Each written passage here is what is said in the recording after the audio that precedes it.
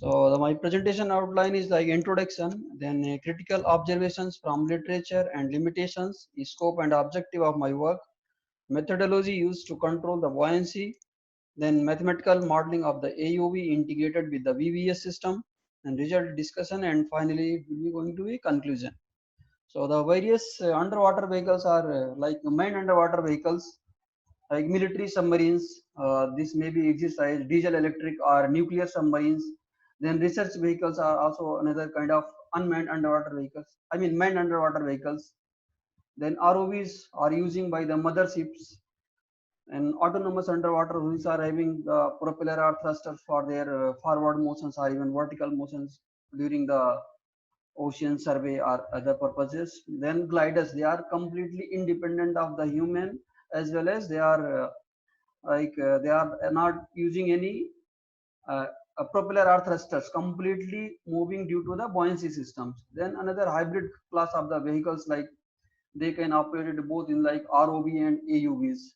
So some critical observations which I found from the literature that ROVs are the good choice for ocean survey, but it is difficult to perform the operation in the adverse weather conditions, as well as it is less economical because it requires 2 3 human beings as well as mothership, and especially in the adverse weather condition it won't be that much perfect.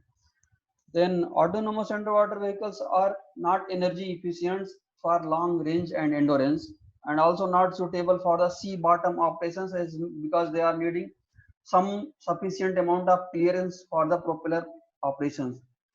So this design of AUVs are function of especially the requirement, depth, range, endurance, etc. So their shape, size, buoyancy capacity, rate of buoyancy change, etc. function of the operational requirement. But at present, by many of the existing underwater vehicles, they are having either very large capacity of the buoyancy systems or very small buoyancy capacity for gliders. So here our focus is to present and design a develop a variable buoyancy system for underwater vehicles and perform the analysis for medium size of the AUV. So the scope of our work is to explore the various method of control the buoyancy and design and develop of the VVS using the positive displacement pumps, and perform the mass metric analysis of the design of the VVS, which I will discuss later what is exactly the mass metric analysis, and the design and develop of VVS to test the performance of the buoyancy system in the water body, as well as the various rate of change of the buoyancy, various buoyancy capacities and energy consumptions by the BVS. Then finally develop a mathematical model relation with the buoyancy systems and underwater vehicles to perform the study and the performance of the AUV hovering using the variable buoyancy system in the vertical column of the water. So various methods of control the buoyancy is mainly there are two major things by which we can control the buoyancy, either by changing the displaced volume or by controlling the mass. So displacement volume can be changed either first these hydraulic driven variable buoyancy systems, in which we can use the oil and rubber bladder by changing the displaced volume. But the problem is that there are many existing vehicles which they are using, but some minor issue is there with that the displacement volume can be changed with the increasing the hydrostatic pressure. As we are going for very large depth, it may can go increase, means so we have to make a continuous regulation of that size or displaced volume. Similarly, using the metal below, by expanding or compressing the metal below, we can change the displaced volume, which can be done either by using the linear actuator or by using the paraffin box with a Peltier device. But these are also some of the approaches, but are limited to the very small capacity so far as of I have gone through with the literature survey. Then pneumatic driven variable buoyancy systems, in which mass of the air can be changed in every cycle, because at every cycle when we want to increase or rise the vehicle to up, we have to exhaust the means go to down, then we have to exhaust the air, and when we want to go up, then we have to again push the air from the compressed air chamber to the from compressed air chamber to bladder. Then another option is there by moving the hollow piston, which is having the more displaced volume than its weight itself. So that is also very rarely can be used. The other option is changing the mass, which can be done either by changing the A dead weight which we can release, that is can be possible only for emergency cases. We cannot use it for again and again for many cycles. So here our focus is to change the ballast tank water fill and empty by to change the total mass, and hence the total net buoyancy can be changed. So this is easy to control the mass of the vehicle for filling and emptying the ballast tank, good for large buoyancy capacity, and there is a no chance of changing the volume displaced due to increase or rise of the hydrostatic pressure.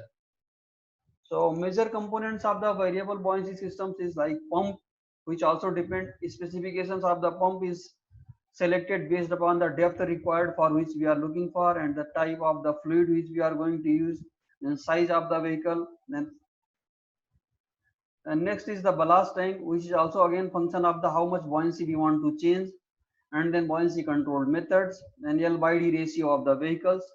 Next is function of the mode. Next is selection of the motor, that what depth we are going to operate the buoyancy systems, and then flow rate be required and maximum RPM of the pump.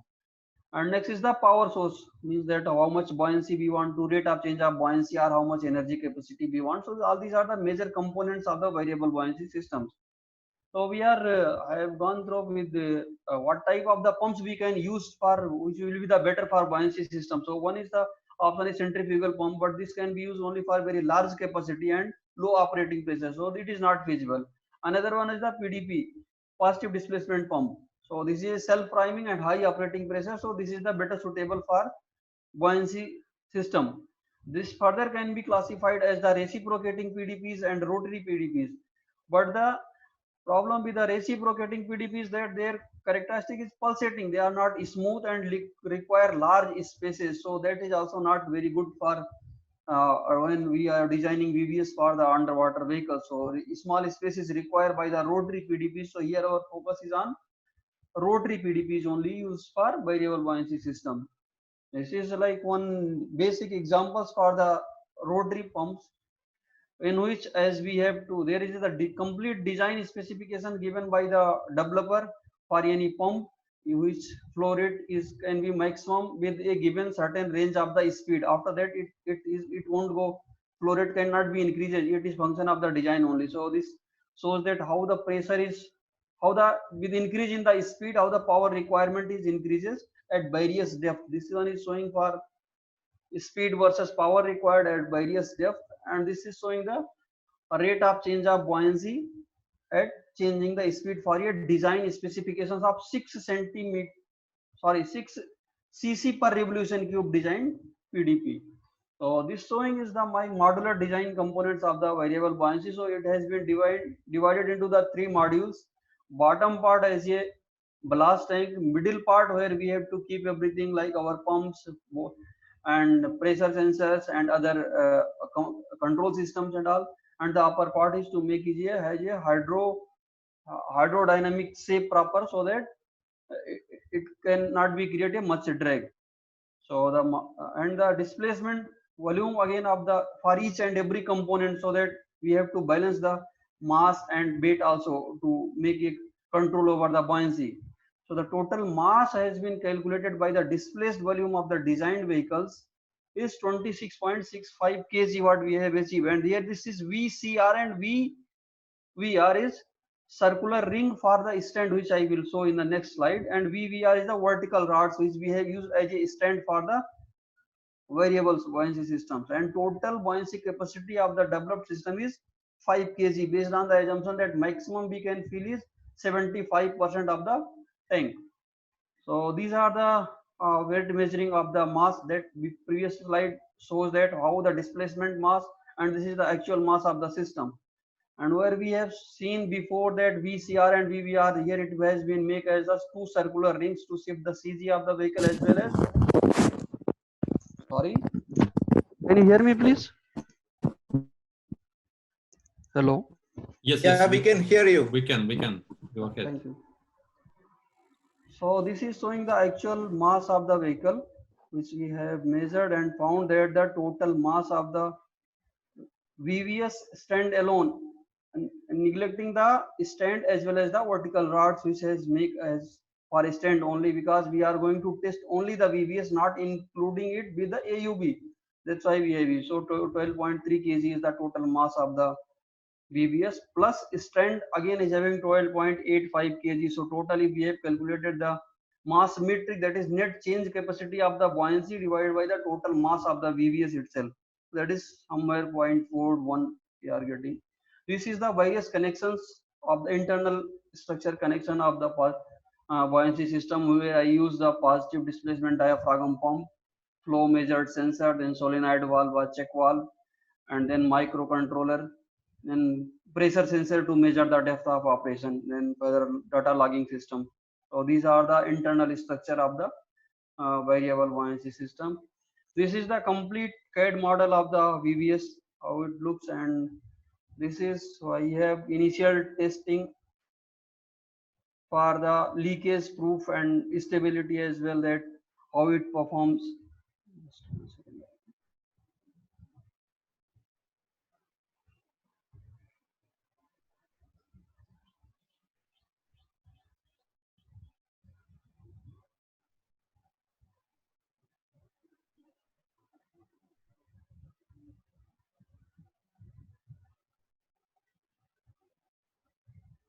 Just some few seconds.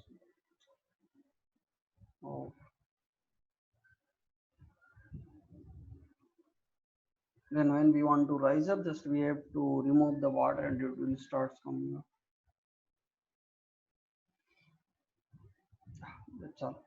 So then this is the simulation study. Actually, the stability and leakage test performance has been done, but not yet the data collection and real, I means exact performance of the VV, like how the speed, vertical speed, or sinking or rising speed.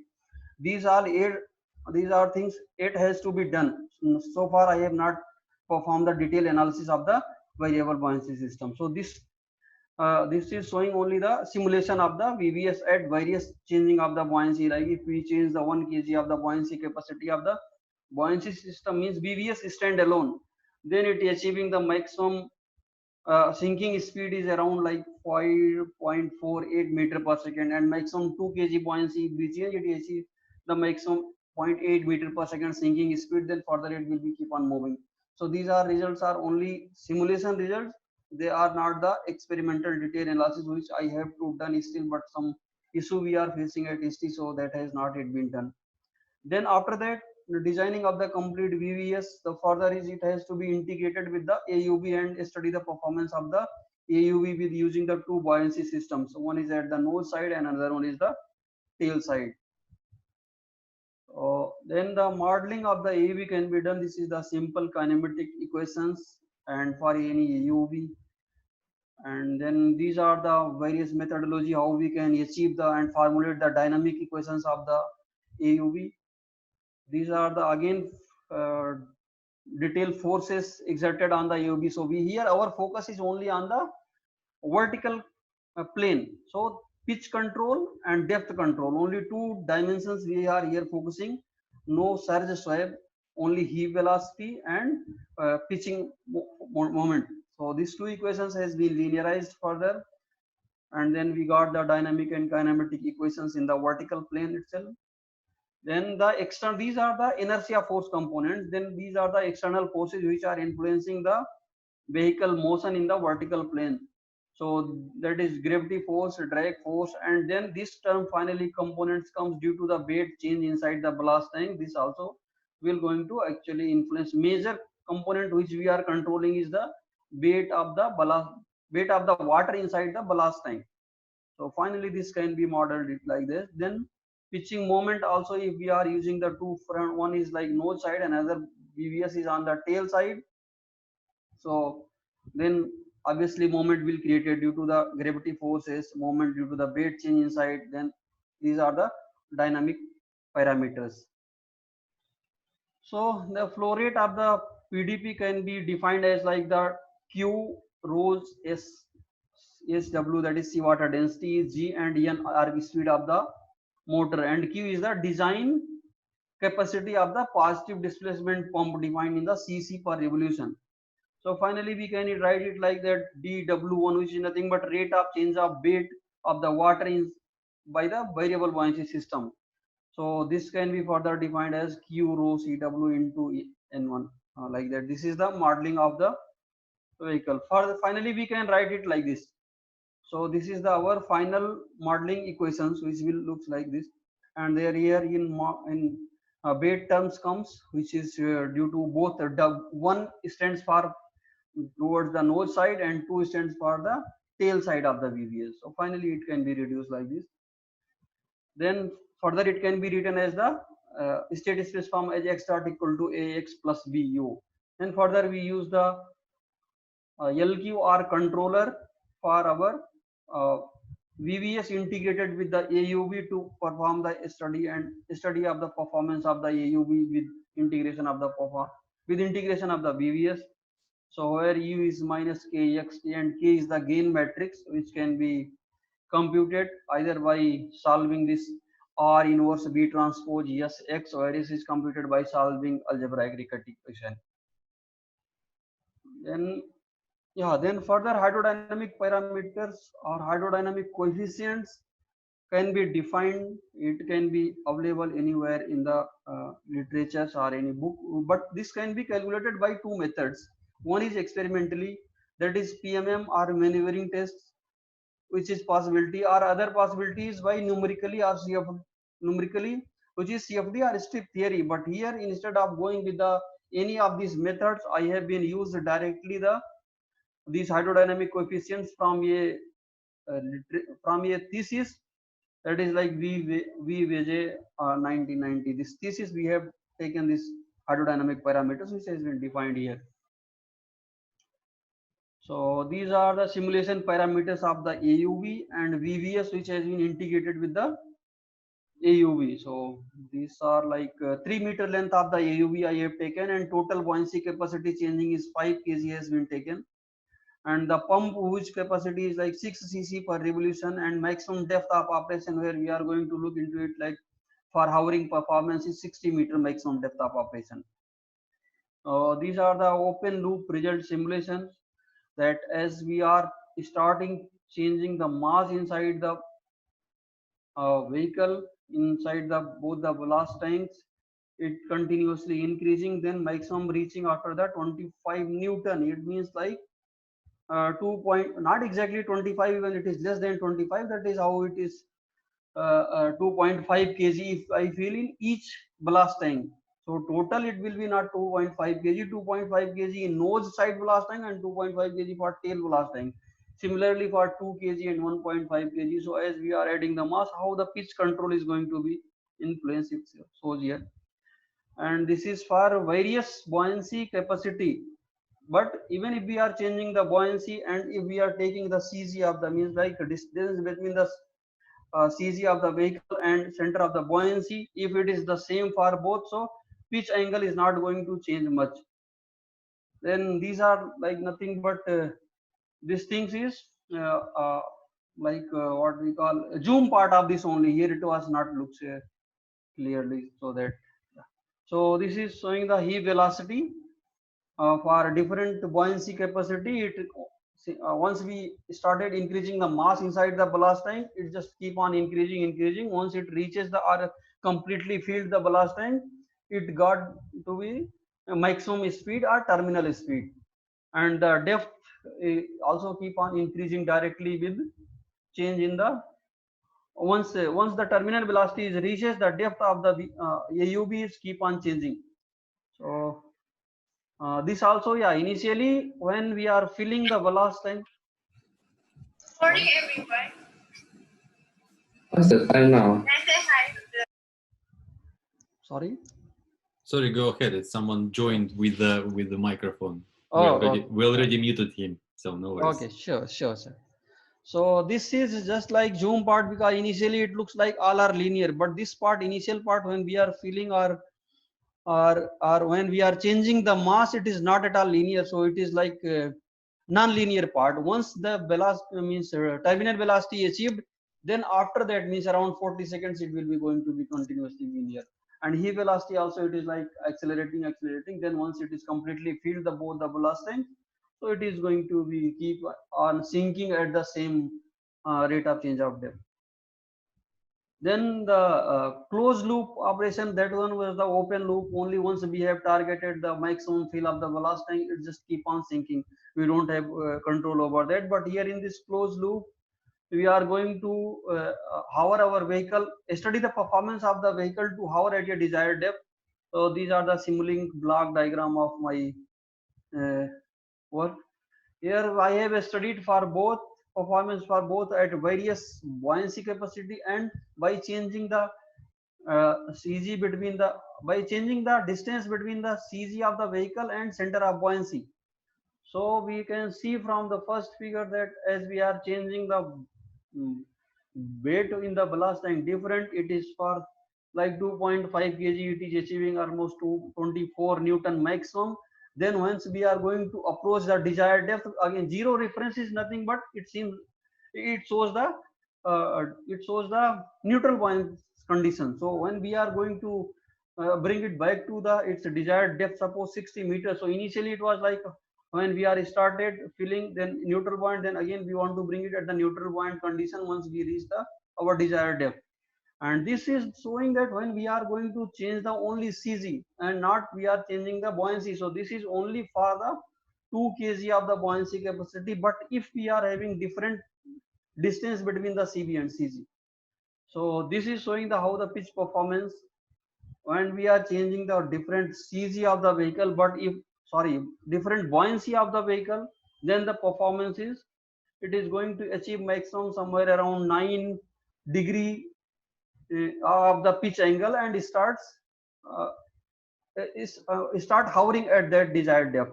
And when we are having different ZG is that sort same thing is distance between the CG and CB. If it is high value, then the pitching angle is going to be the lowest at the point of hovering, and if it is the lower value, it is going to be the highest pitch angle at the desired depth when we are going to the hover the system. And this is the results for the heave velocity, that for different buoyancy the maximum or terminal velocity desired is maximum terminal velocity is achieving is up to maximum 2.26 meter per second around once we integrated it with the vehicle, and the least one is that less than 0.2 meter for 1.5 kg of the buoyancy. And then finally once it achieve the terminal velocity, then once it achieve the desired depth of the 60 meter, it is coming back to the original means like zero heave velocity, means it started just hovering, that's all. So these are, and these two figures is are for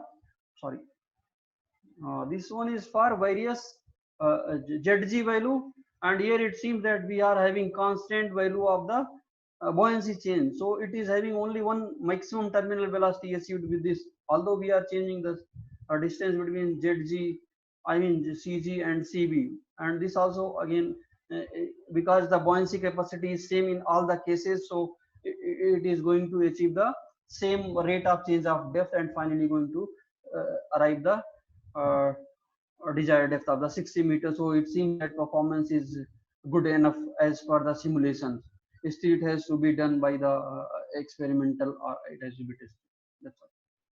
So we have concluded here that I studied the detailed analysis of the variable or detailed analysis of the various methods for design and development of the VVS using rotary type of PDP. Then perform the mass metric analysis of the VVS, which is having 5 kg plus minus buoyancy capacity, and the mass metric ranges is 0.4 to 0.5 based on the material which I use for my blast tanks is like FRP material and 6 mm thickness, and for various voltage supply. Then tested for actual VVS model in the deep water plume facility available at IITM, and developed the mathematical model which integrate the AUV as well as VVS with the 3 meter length of the AUV, and studied the performance of the AUV in open loop as well as in the closed loop to see the performance of the AUV at 60 meter depth of operation using the LQR controller.